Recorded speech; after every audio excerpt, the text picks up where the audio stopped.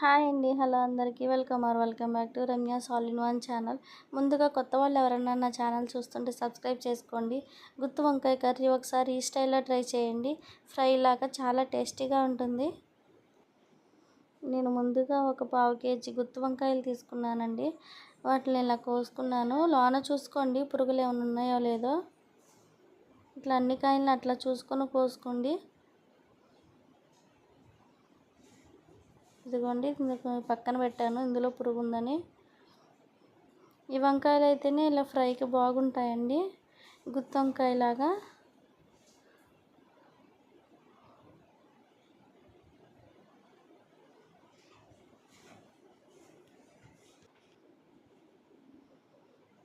ఇది చారులో కానీ, ఫ్రైలో కానీ, పప్పులో కానీ ఈ ఫ్రైలా చాలా బాగుంటుందండి.